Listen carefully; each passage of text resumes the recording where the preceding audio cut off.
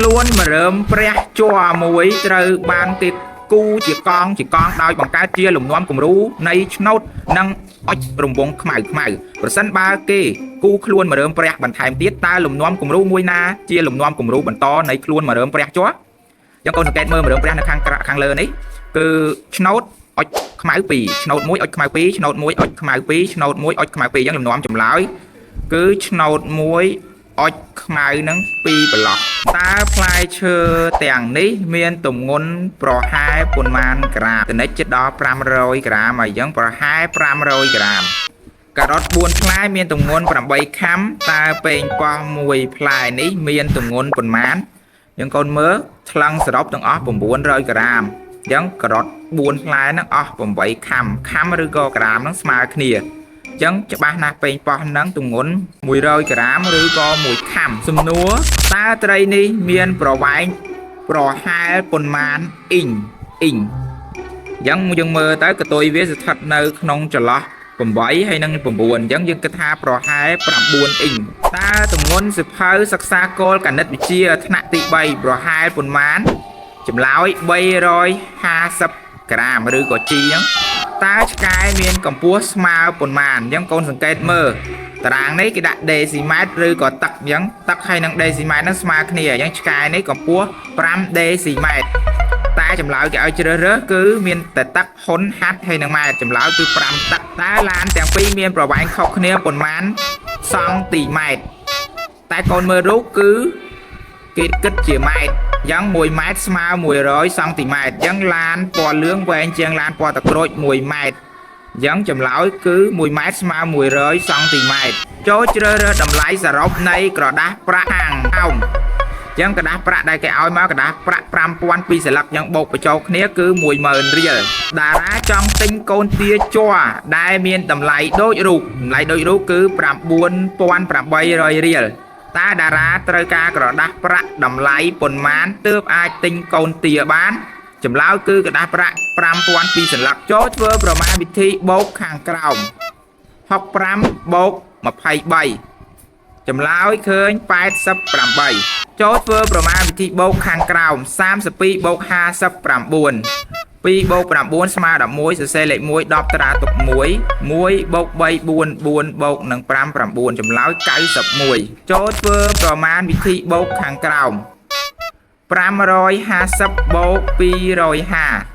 0បូក0 0 5បូក5 10សរសេរលេខ0 10តារាទុក1នៅលើ5 1បូក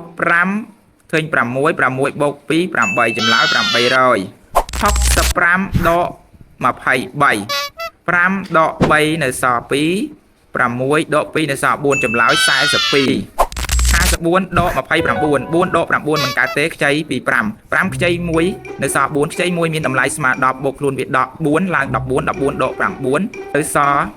5 4ដក2នៅសល់2ចម្លើយឃើញ25ចូលធ្វើប្រមាណវិធីដកខាងក្រោម625ដក487ចម្លើយ138ចូលបំពេញចន្លោះល្បះលេខខាងក្រោម23បូក59ចម្លើយ36ចូលជ្រើសរើសចំនួនតាងរូបខាងក្រោមយ៉ាងបន្ទះក្តារ100មាន1យ៉ាង100បន្ទះ10នេះមាន3យ៉ាង30បន្ទះក្របរាយមានចំនួន6យ៉ាង136រកចំនួននៅបន្ទាប់ចំនួន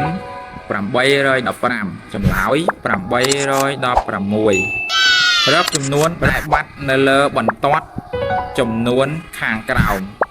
អញ្ចឹងចន្លោះហ្នឹងគឺចម្លើយ910ចូលសរសេរចំនួន564ជាទម្រង់ពង្រាយ5នៅខ្ទង់រាយមានតម្លៃ500បូក6នៅខ្ទង់10មានតម្លៃ60បូកនឹង4នៅខ្ទង់រាយមានតម្លៃ4អញ្ចឹងចម្លើយ500បូក60បូក4ចូលសរសេរចំនួន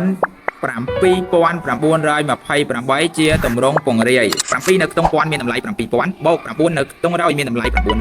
បូក2នៅខ្ទង់10មានតម្លៃ20បូក8នៅខ្ទង់រាយមានតម្លៃ8អញ្ចឹងចម្លើយចូលជ្រើសរើសចំនួននៃល្បះខាងក្រោម981ចម្លើយ981ចូលជ្រើសរើសចំនួននៃល្បះខាងក្រោម79482 77982ជ្រើសរើសចំនួនតាមលំដាប់ពីតូចទៅធំចម្លើយ205ទូចបន្ទាប់មក256ធំបន្តិចបន្ទាប់មក265ធំជាងគេជ្រើសរើសចំនួនតាមលំដាប់ពីធំមកតូចធំជាងគេគឺ901 899 ចូលបំពេញលំនាំគំរូខាងក្រោមអញ្ចឹងកូនសង្កេតមើលលំនាំគំរូខាងក្រោមរង្វង់ត្រីកោណកាយការ៉េរង្វង់ចុចកាយការ៉េអញ្ចឹងប្រឡោះហ្នឹងបំពេញឲ្យតាមលំនាំគំរូគឺរូបត្រីកោណចំណោទពូហំមានអាយុ43ឆ្នាំកូនរបស់គាត់មានអាយុ11ឆ្នាំតើអ្នកទាំងពីរមានអាយុខុសគ្នាប៉ុន្មានឆ្នាំខុសគ្នាអញ្ចឹងមានន័យថាចំណោទនេះគឺធ្វើប្រមាណវិធីដកដោយយកចំនួនអាយុរបស់ពូហំដកនឹងអាយុរបស់កូនគាត់អញ្ចឹង43ដក11ចម្លើយឃើញ32ឆ្នាំចំណោទបូណាចិញ្ចឹមទាចំនួន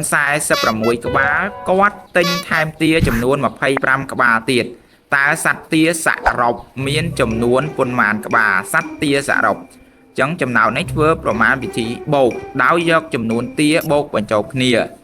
46បូក25ចម្លើយឃើញ71ក្បាលជ្រើសរើសរបស់លេខត្រូវនឹងចំណោទខាងក្រោមចំណោទ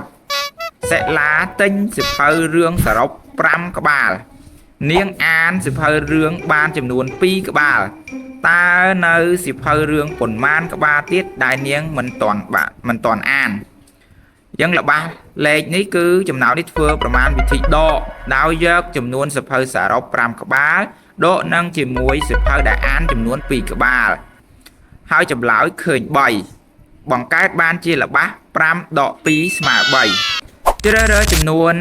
តាងរូបខាងក្រោមទាំងការ៉េ100ដោយនៅក្នុងនេះអត់ពេញ100ទេគឺមានចំនួនតែ